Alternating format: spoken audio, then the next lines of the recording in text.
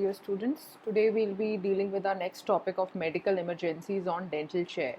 How do we manage medical emergencies on dental chair? So let's start with our basic, that is syncope. Okay, the first and the foremost medical emergency when you come across in your clinic is dental chair is syncope. So what do you mean by syncope? It's a transient loss of consciousness. It could be just because of fear of a patient. I mean, patient has a fear, anxiety, seeing the setup. So this would be the basic etiology of any syncope. Especially just make sure that we are dealing with medical emergencies on dental chair. Okay, not in an ICU or not in an OR. Okay, so syncope. So what exactly happens? What are the prodromal symptoms what a patient come across?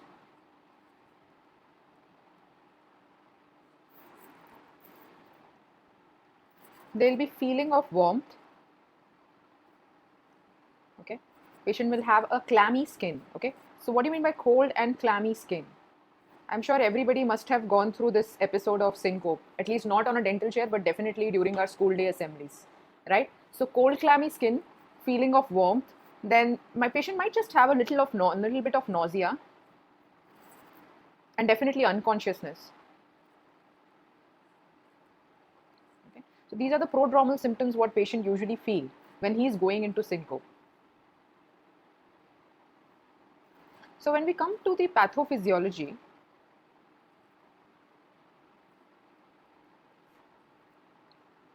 so what happens? So we have something called, you must be aware from your pharmacological sessions that what is alpha-1 receptors? Alpha-1 receptors are there and beta-2 receptors are there. Okay. So alpha-1 is basically involved in vasoconstriction, right? And what happens is when there are increase in the beta-2, when there is increase in the beta-2 receptors in this, so both are activated. When there is an activation of alpha-1, it causes vasoconstriction. So that means it will cause tissue sensitivity, okay? Tissue is sensitive now to epinephrine. So basically it is a flight response, okay? Flight, fright and fight, okay? That's what we used to call it. Flight, fright and fight. So it's just like an adrenaline boost. You see a tiger in a jungle and you want to run. That is the physiology, okay? So something similar. So if you are scared, you are in pain, or there is an anxiety, alpha-1 receptors come into play. There is vasoconstriction. Tissue sensitive is sensitive to epinephrine, which is your stress hormone. And then what happens is there will be peripheral pooling, right? So skeletal muscle, there will be vasodilation, reduction in peripheral vascular resistance.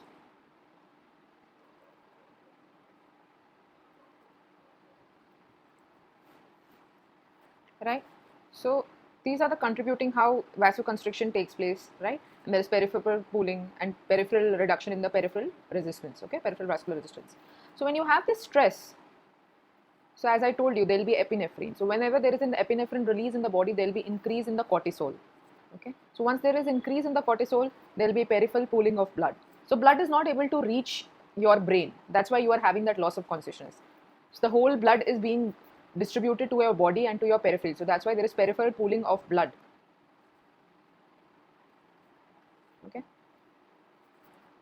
So ventricular resistance decreases to the heart. Okay. So decrease cerebral blood flow. And you have this episode of syncope. Okay. So this is what is happening. How is the alpha-1 receptors alpha-1 are causing vasoconstriction, and how is the stress is contributing in peripheral pooling of the blood, reducing the cerebral blood flow, and thus contributing to the episode of syncope. Okay. So what do we do? Coming on to the management part is the Trendelenburg position. And our books also say the conventional method was the Malamute book of medical emergencies, not the LA, but Malamute book of medical emergencies. The conventional methods of you ask the patient, there's an aromatic ammonia, okay, across the nose of the patient, you have to give that. So that basically it is nothing, it stimulates respiration. Okay, so it's a respiratory stimulant, that's all. right? So this is one condition what we need to take into consideration. And then when I talk about Trendelenburg position, what do I mean by, I think this is the MCQ as how do you manage a syncope. I think everyone must be aware and must have come across while doing extractions or any surgical procedure or even root canal or dental procedures, when a patient comes in and sits on the dental chair. So maybe you are lucky that at least patient is sitting and is there only and having a syncope. My first patient had ran off the dental chair. So no episode of syncope, right? So coming on to how do we need to, so head needs to be lowered and legs needs to be up, right? So this is your feet and head is lower, okay? And feet placed at a higher position. The idea is to increase the blood flow to the brain, right? For increasing the blood flow to the brain, that's what we need to do, okay? So then this is what we usually have this as an MCQ. We also call it as this regular syncope as vasovagal syncope, okay? And the first most contributing factor for this is stress and anxiety on the dental chair or for the procedure, or even the fear of a doctor seeing a white coat, okay? So this is vasovagal syncope, right? Then the next thing is, if your patient is pregnant and at that time you are not supposed to do any Trendelenburg position. So remember, I think this is also an MCQ. If the patient is pregnant and she loses her consciousness and you are doing just maybe a general examination, and then the position is left lateral, okay? Left lateral. So why do we ask the patient to be on left lateral if she is pregnant? So left lateral means you have to avoid the pressure on the placenta, right? So left lateral, they call it as decubitus, right? So you have to relieve the pressure of inferior cava. So inferior cava is that heart which I'm talking, right? Okay. So this is what you do. Then you have something called, this is left lateral, what usually the MCQs they have asked. The other MCQ related to pregnancy, what they have asked is that only in the second trimester, okay, only the second trimester is safe for any dental procedure. Okay. So these are the MCQs, right? So we have discussed how the pregnant female management, how the regular patient will come across the vasovagal syncope. Then next is we have orthostatic hypotension. Okay. This is so now this is a separate condition. Okay. We have discussed syncope. Now we come to orthostatic hypotension. So orthostatic hypotension, what happens is, during orthostatic hypotension, you have done the procedure, you're very happy, your patient is very satisfied, you have done the extraction, you as a doctor is satisfied. Now the patient, after being in a prolonged lying down position,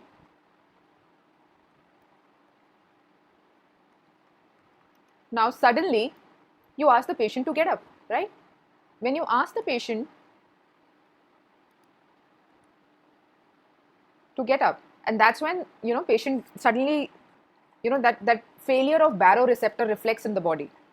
I'm sure physiology faculty must have discussed what is baroreceptor reflex. So failure of the baroreceptor reflex response, okay, so that is when it leads to sudden syncope or sudden transient, or suddenly patient will feel dizzy,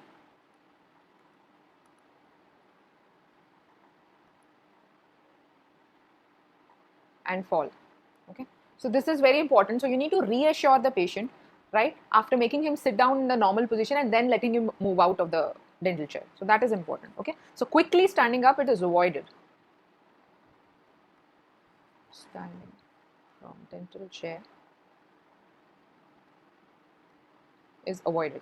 Okay, so coming on to the next condition, so that is, now you're repeatedly injecting LA and it is not working, your local anesthesia is not working, you are worried, oh, what do we do, our injections are not working, patient is still in pain, okay, and that's when, we get this epinephrine overdose.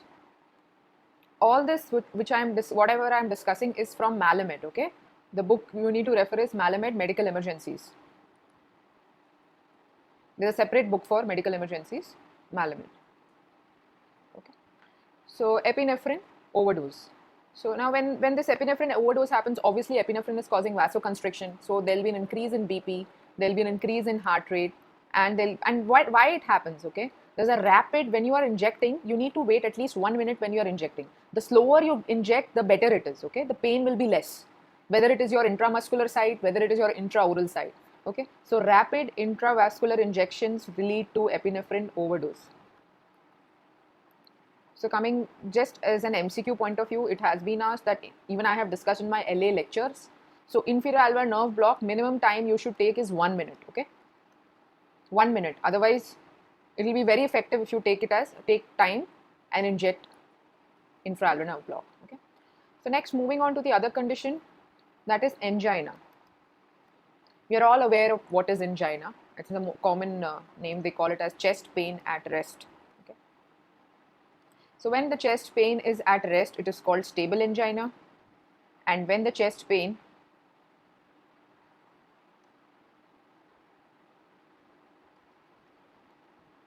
right, so even when the pain is at rest, you call it as stable, and angina is basically there is ischemia without necrosis. What you need to remember, there is ischemia, that means lack of blood supply to the heart,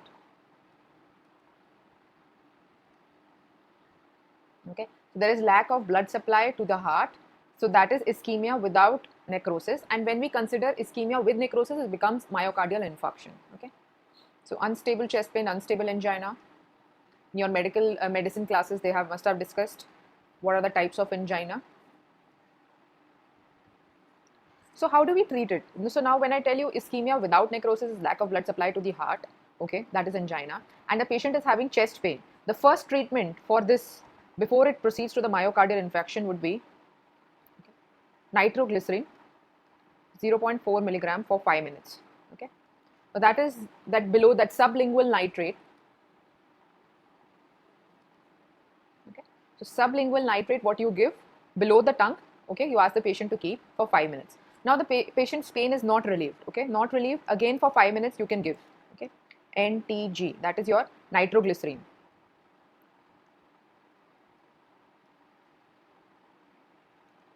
And again you can repeat it, okay, then you give NTG for 5 minutes, okay, then NTG with aspirin also, that is also important, because now when you give these NTGs, that is nitroglycerin, and the pain does not resolve, that means the patient is going into myocardial infarction. I think this is the most leading cause of death in the country right now, myocardial infarction.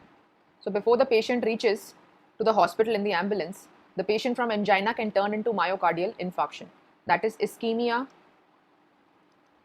with necrosis, okay? So there is a muscle injury in the heart which is happening, there is lack of blood supply to the heart which is causing ischemia, but at the same time the muscle is getting necrosed, okay? So there is basically what happens is in myocardial infarctions, there is sudden occlusion of major coronary vessel,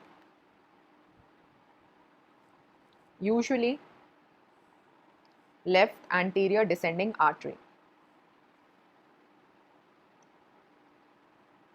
okay?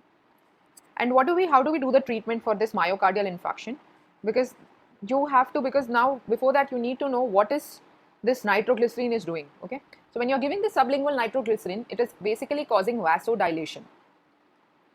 I think your pharmacology class, they'll be discussing in detail how does nitroglycerin works. So for now you need to know it is causing vasodilation. So once it causes vasodilation, blood will be able to reach, okay? So there will be proper pumping action of the heart,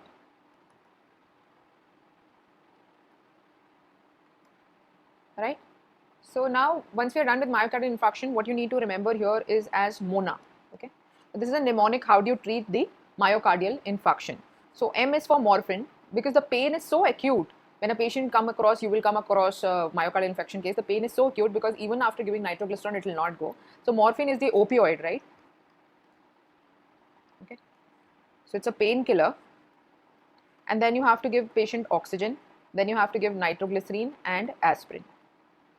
Aspirin is important as an emergency point of view. When you give nitroglycerin, you should also give aspirin along with that to thin the blood, right? To prevent any blood clots. Okay. So whenever a patient gets a myocardial infarction or even an angina, the first thing what you do is give your nitroglycerin sublingually and call for help, okay? Immediately patient needs to be taken to the hospital. So call for help. You give NTG, okay? So you give ONA. So okay, you feel that the patient is lacking oxygen, if you have oxygen at your, if you have that ambu bag, you can, the ambu bag can be given. If the patient is breathless, or the first important thing is give NTG, call for help. Okay, call for help. So these are the conditions what we are discussing. Then coming on to hypoglycemia and diabetes. So how do we differentiate when a patient comes to you, hypoglycemia and diabetes? So now you don't know the patient is having an attack of less amount, lack of glucose. Is it because of the lack of glucose what he's having, or is it the excessive glucose, that is your diabetes, right? But the immediate plan of action on your clinic would be giving him glucose, whether he's having hypoglycemia or diabetes. Okay, so if the patient is conscious, okay, giving glucose is the major thing what you have to do, whether the patient is diabetes or he is non-diabetic, or it's a hypoglycemia attack or a hyperglycemia attack. So how do we judge on giving the glucose? Okay, major thing what you have to do, whether the patient is diabetes or he is non-diabetic, or it's a hypoglycemia attack or a hyperglycemia attack. So how do we judge on giving the glucose? If the patient is conscious, okay, so you give a glucose tablet, okay, glucose tab or orange juice if you have something around, right? And if the patient is unconscious, you give IV dextrose or IM glucagon. And you immediately abandon the procedure. Okay, never proceed further. So if supposingly patient is in this condition, if he's even conscious, you give a glucose tablet, you can always defer your procedure, immediately defer your treatment. Ask the patient to see the physician and come, or else next day plan an appointment later. Okay, so you need to defer the procedure if the patient comes across this. Okay, so now how does patient react when he is having hypoglycemia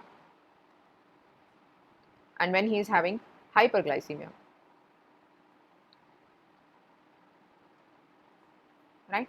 Hypoglycemia patient will be sweating.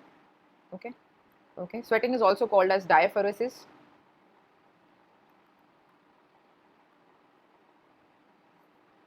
Then there will be pallor, irritability, because there is no glucose which is reaching his brain, right? So there will be irritability, lack of coordination. Okay, and there will be sleepiness, because there is lack of glucose in the body. So definitely patient will have sleepiness. When we see a patient of hyperglycemia, that is diabetic, patient will have dry mouth, there will be increased thirst. Okay, patient might even have a blurred vision.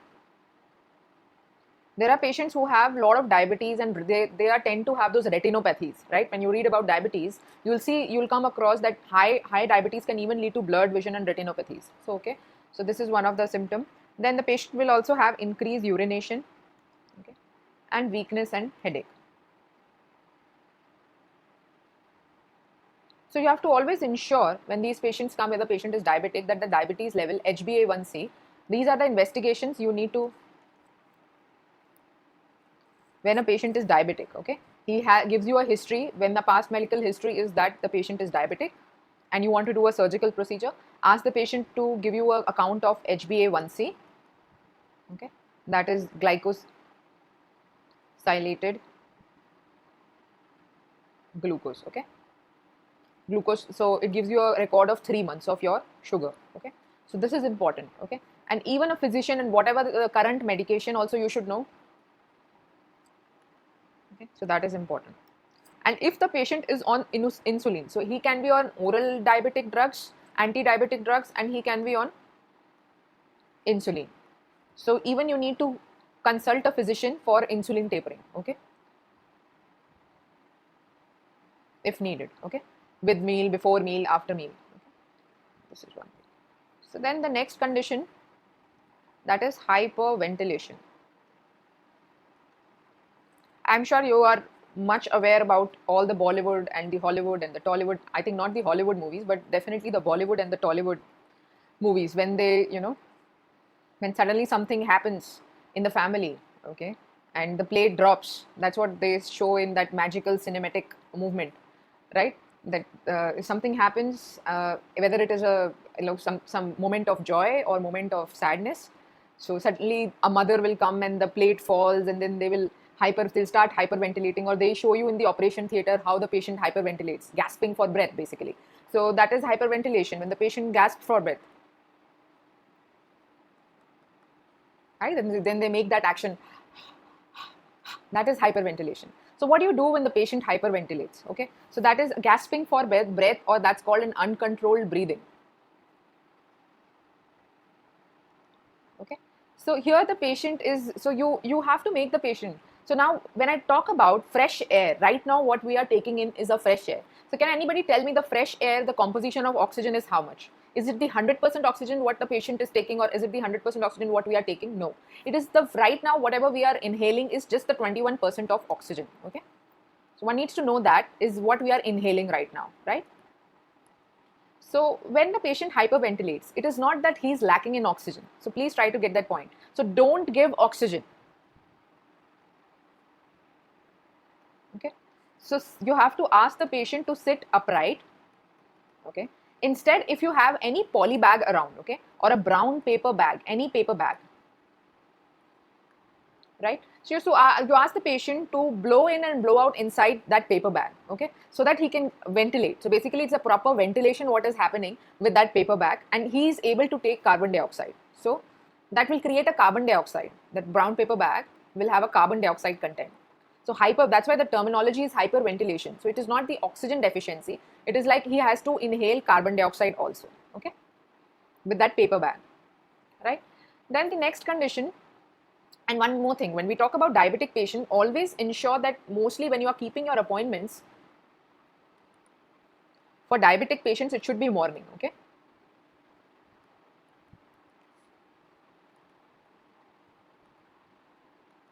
Should be mornings. They can have a good breakfast and come to you for a procedure. So that is important, morning appointments. I'm discussing here because asthma is afternoon. As an MCQ point of view, they have asked asthma patient comes to you and you want to do a procedure. So that will be afternoon. That is not going to be mornings. But when a diabetic patient comes to you, you have to ensure the appointments are in the mornings. Okay. So if any other complication has to happen, it will happen during the day. So you have time to take care of that. So that is the reason you call these patients in the morning. Okay. So now when we discussed about asthma, or sometimes people say asthma or asthma. Okay. So it can be induced by anything. It could be induced by stress, okay, exercise, or cold. Okay. So this patient will come with a history. Okay. So history with clinical features of wheezing, right? They'll have cough. They'll have difficulty in breathing.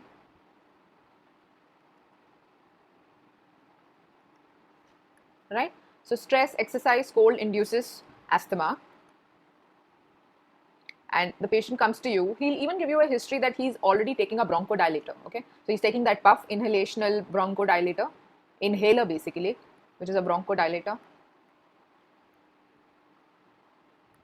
So as I told you, in these patients, there is constriction. When we talk about the pathophysiology point of view, okay, so there is constriction of and inflammation of bronchioles. Okay. Wheezing is nothing but high pitch on exhaling. So when you inhale the air and when you exhale, there will be a noise which will be produced. That's a wheeze. Okay.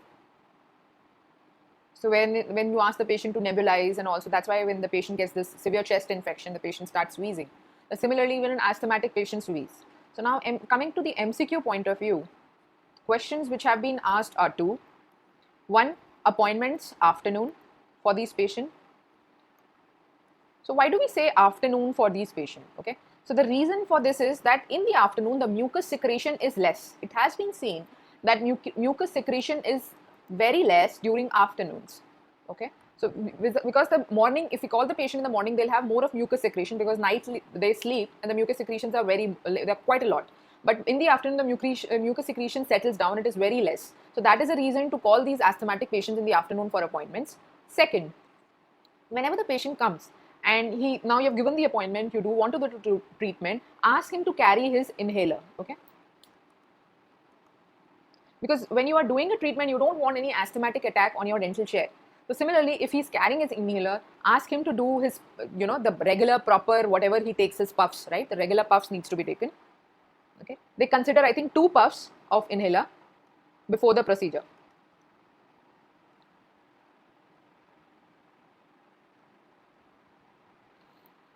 And now, not now these days, but according to the literature, according to books, okay, they said that NSAIDs should be totally avoided. These painkillers should be totally avoided in asthmatic patients.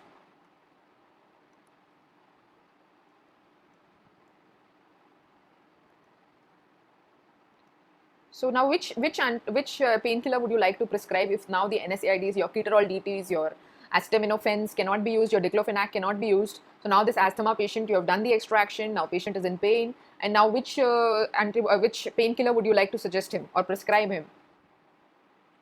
Anybody? Okay, so I think the opioids, what you call as tramadols, PCNs are very safe. You can always give them that, they come as Dolo 650s and paracetamols, right? That can be prescribed, although they are NSAIDs, but relatively they are safe. Then you have tramadols. Okay. All these, although they called that respiratory, the idea is because they called respiratory depression. Okay, they cause respiratory depression. Okay, they cause respiratory depression, and that's why we are not giving these NSAIDs. But PCM is relatively safe. Even tramadols can be given. But these days they are still giving NSAIDs. Okay, they do give NSAIDs in few patients. So, but your book says it should be avoided in asthmatic patient. So inhaler, usually I told you it has a bronchodilator.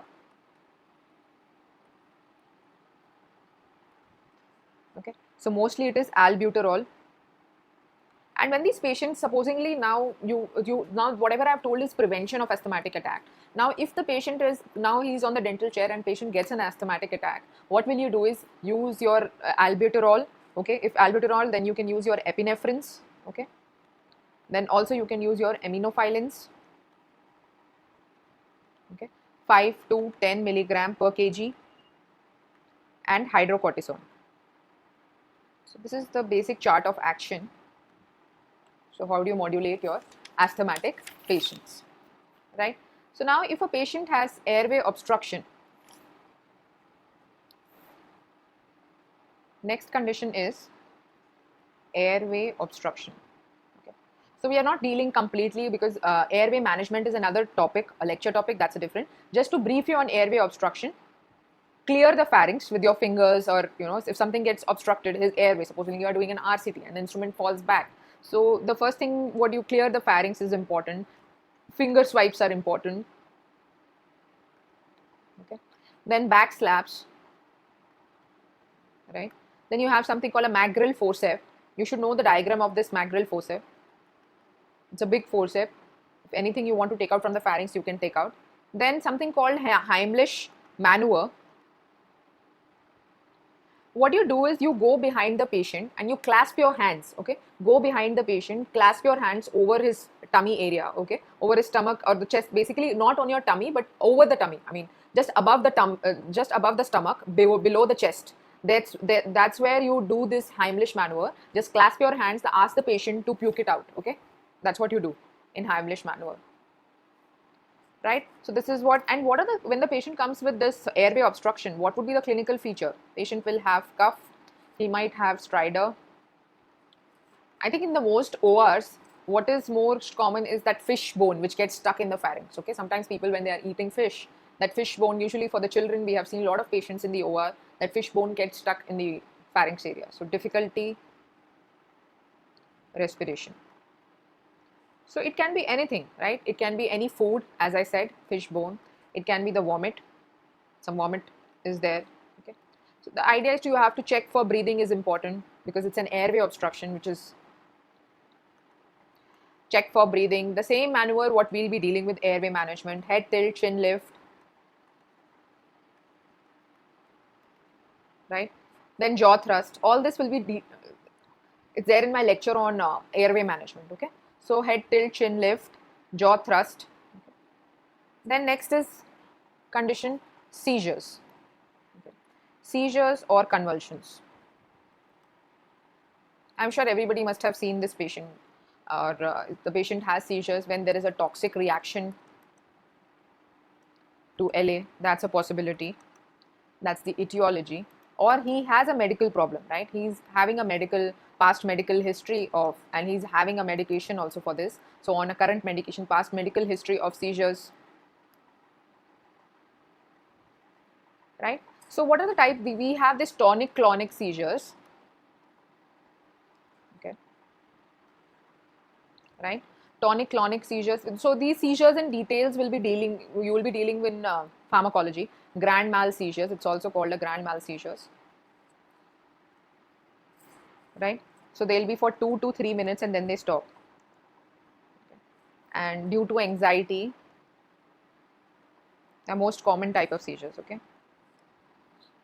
Then you have status epilepticus, okay? So this MCQ has been asked on status epilepticus.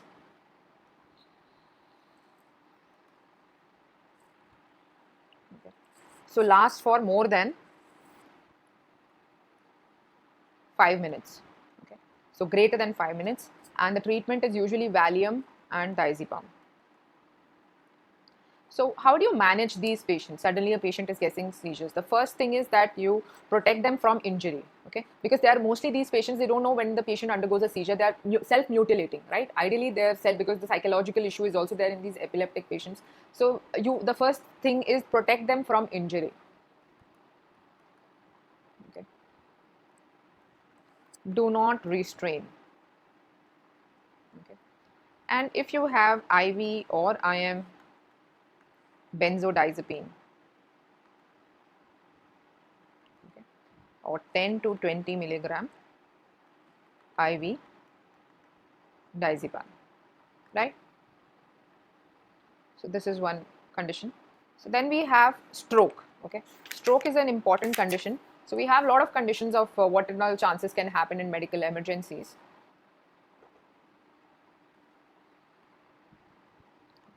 So what are the clinical features of stroke? How do you judge that the patient has got stroke? We'll say it's not the heat stroke I am talking right now, that when you go out in heat and under the sun, that the patient gets a stroke, that a heat stroke. Right now we are talking about the brain stroke, okay? So the patient will have hemiplegia. Hemiplegia means half body will get paralyzed. Then there will be weakness. Okay. Patient will have anesthesia. Okay. So you have something called TIA, that is transient ischemic accident. Okay. That is, you call it as mini stroke. Okay. And the other one is CNA, cerebrovascular accident, stroke. So when there is rupture of blood vessel or stoppage of blood, okay, that's what happens. It's a mini stroke, so that mini stroke will be just for few minutes. That is just the blood supply to the brain is blocked. Okay, so that is transient ischemic and there is cerebrovascular accident. So two terminologies under stroke. So when the ischemia is happening, okay, rupture, there is a rupture, stoppage of blood and ischemia is happening, that is when you call it as a cerebrovascular accident. That's the idea of the stroke. So how do you manage it? So oxygen, okay, that's what patient do. Oxygen, call help. Actually, the patient deteriorates so soon that it is very difficult, that one needs to have, like, one clinician will be there, one assistant will be there, both need to work, and even the clinicians needs to be, not only the clinician training is important in this aspect, even an assistant who's working with you, okay, or a dental nurse working with you. So that those people, those technicians are need to be, like even they need to be trained about all these medical emergencies, because they'll be an helping hand in all these things. So oxygen, call for help. There'll be hyponatremia. Okay, that is less of sodium. Look for facial droop because patient is having hemiplegia. There'll be an arm drift. There'll be a slurred speech. Right. So next, coming on to the next condition, that is anaphylactic shock. Okay. So anaphylactic shock. So types of anaphylaxis in microbiology you must have discussed.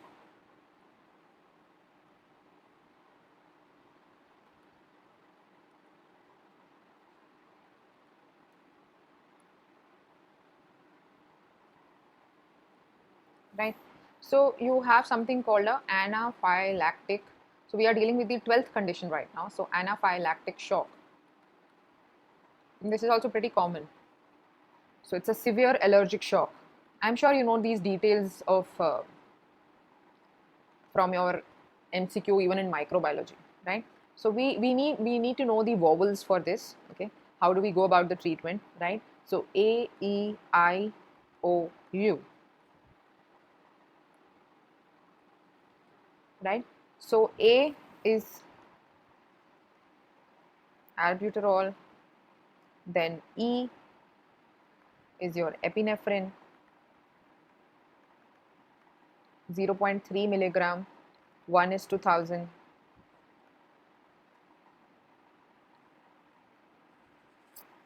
Excuse me, I'm sorry. So IM is your antihistamine, what you will be giving, right? So I think even thinking about anaphylactic shock, a severe allergic reaction, I'm getting a sneeze here. Okay, jokes apart. So anaphylactic shock, vowels A, E, I, O, U, albuterol, epinephrine, IM, histamine, and oxygen.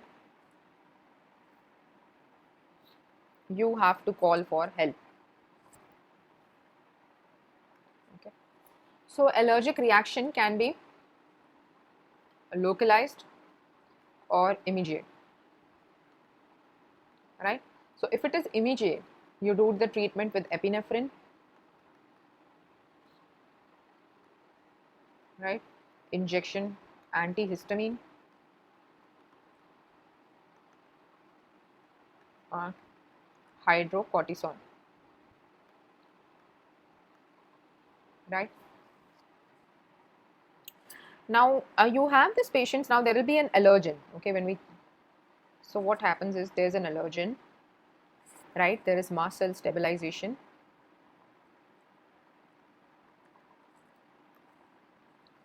disintegration, histamine,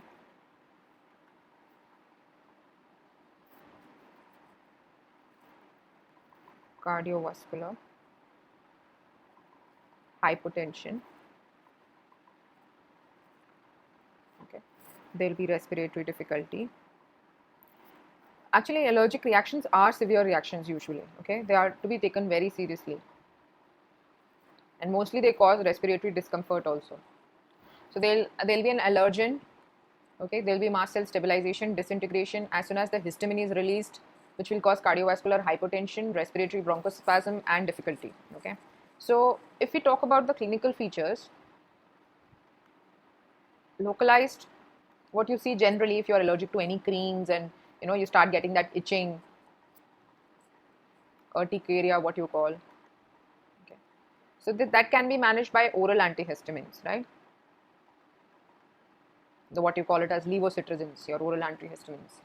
So, but when there is a delayed, so now that was local, right? So now when there is a delayed type of reaction, okay, there is a delayed systemic IV antihistamine is important. Okay. And when there is an immediate systemic reaction,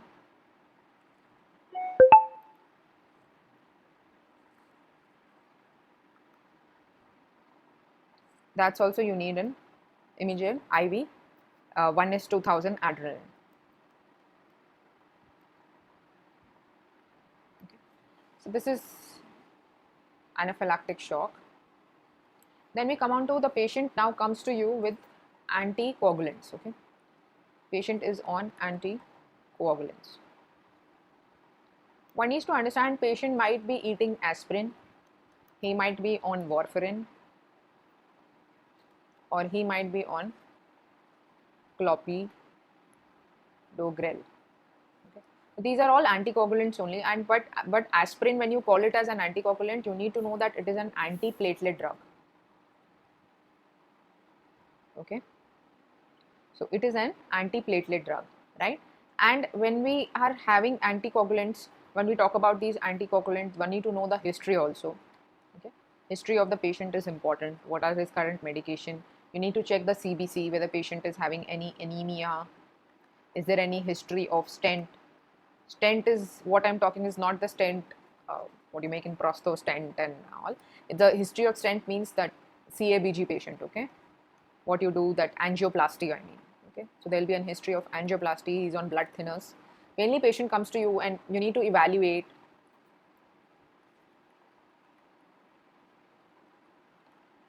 with cardiologist. Okay, so in this patient you need to do bleeding time. Okay, bleeding time gives you a platelet function, then your PTT.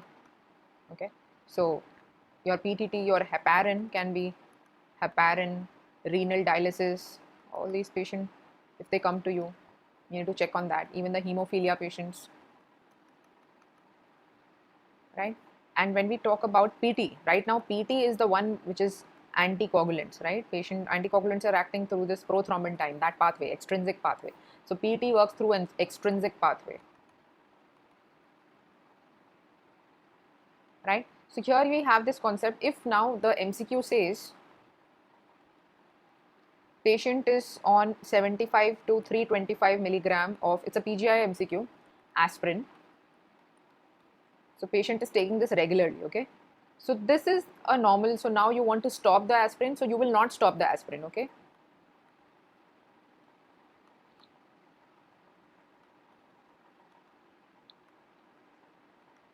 risk of thromboembolism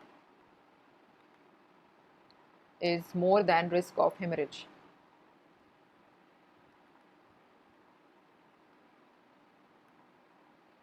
So if, what is the chance of complication? The complication, if a patient is on blood thinners, what complication one will get? There will be increased bleeding, right? That's what the complication patient will get, right? There will be increased bleeding.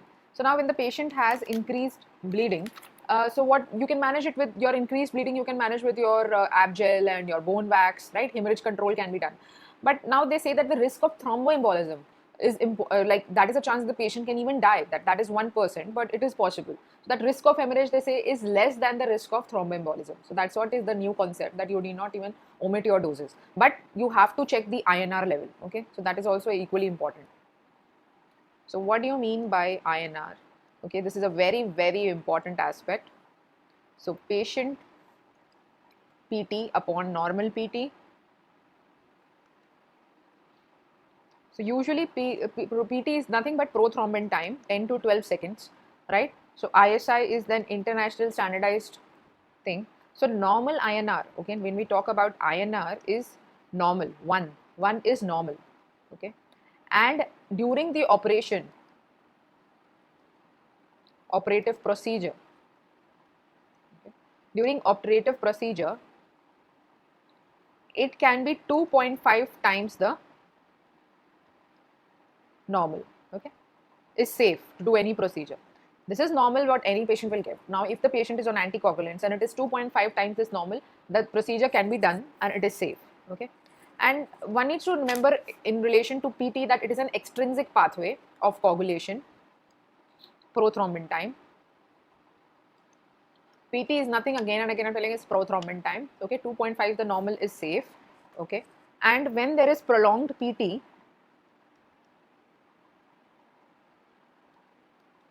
that's when you have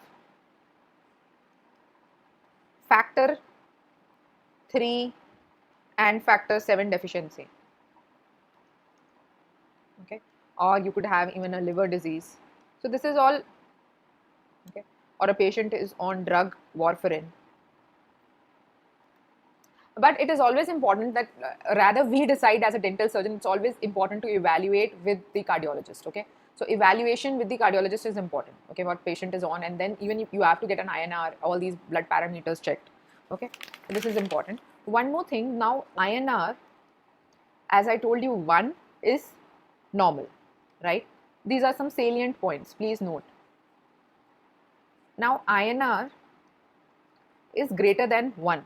That means patient is a bleeder. Patient has more tendency to bleed. And if INR is less than 1, patient is called a clotter. Okay, patient has tendency more for coagulation. Okay, so right now, which I said 2.5 is safe and normal for the procedure.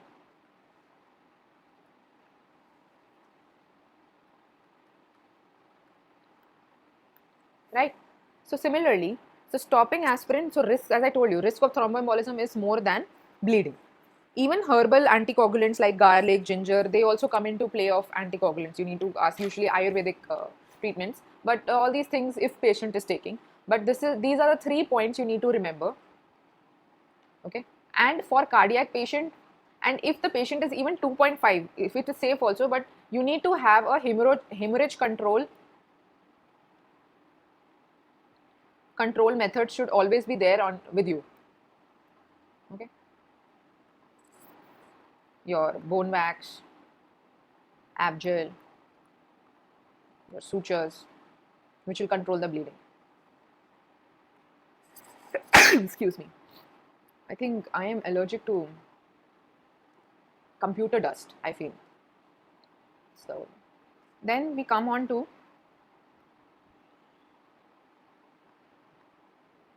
adrenaline suppression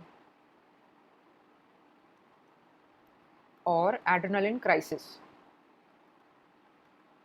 I think this is the last thing that we are dealing with when it comes to our emergency, and most commonly they have asked the question. So what is the pathophysiology?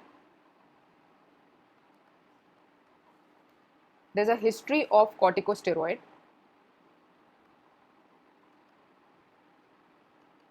So what do I mean by exogenous? Okay, exogenous means a patient is taking orally. Okay, so exogenous history of corticosteroid, either he's taking orally or he's taking IV. Right now, when we talk about the coronavirus or COVID and dexamethasone, that steroid treatment is working the best. So all these patients in future will have this adrenal suppression, adrenal crisis. So one needs to be very much aware when a patient is doing and if they are on long-term steroid therapy. So that is also important. So what do I mean by this? Rule of 2. Okay, rule of 2 says that any patient who's having greater than 20 milligram per day for greater than 2 weeks, right, parenteral routes, within 2 years of dental therapy. So all these patients will have chances of adrenal crisis. Okay, so what exactly happens? Our normal body responses that we, right, there's a normal body response, that there is a corticosteroid in our body which is endogenous, right? So what does the normal physiology says? That there is a stress in our body,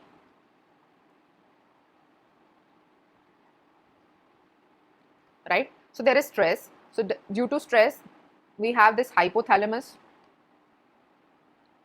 okay, and we have this CRH, that is corticotrophic hormone, okay. We have this anterior pituitary, which releases ACTH.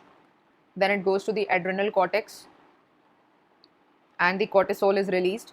So we all have this normal mechanism to combat stress in our body. Right now we are stressed, right, that MDS, what will happen to whether we'll get through or not, we have to read hard, we have to study well. So that stress is being combated by our corticosteroid, right? So that is our, it's not endogenous, it's not exogenous, it is the endogenous cortisol mechanisms or the our high HPA axis, right? So endogenous cortisol, so to cope with the stress. So what happens is that in these patients who are on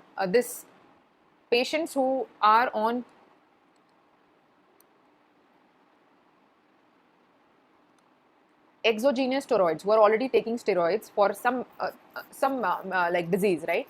Already taking some disease. It could be asthma, or it could be any respiratory disorder, or any other, maybe even for your cancer, or anything. They are taking steroids who are on exogenous steroid. So this HPA axis, this whole mechanism is disturbed, right? So this HPA axis is disturbed. This whole mechanism, they won't have this mechanism working the way it is working right now in our body. So increase in cortisol is required, and that is why the MCQ says that additional corticosteroid is needed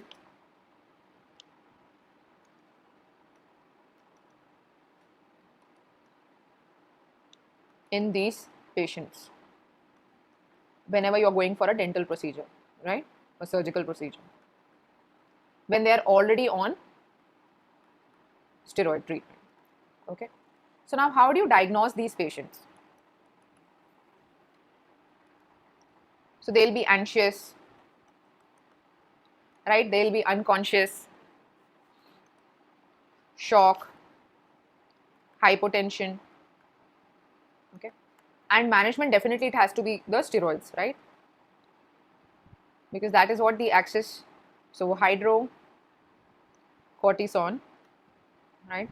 100 milligram IV or IM, right? So the idea of adrenal crisis is that normal mechanism is disturbed. Like whenever we have stress, the hypothalamus is there, then corticotrophic hormone is there, that will go to the anterior pituitary, that will release ACTH, adrenal cortex, and cortisol, which is endogenous, and we are able to cope up with stress. But a patient on steroid who's already taking additional steroid exogenously, he may not be able to cope up with stress, and that is the reason we are giving an additional corticosteroid, and that's your MCQ.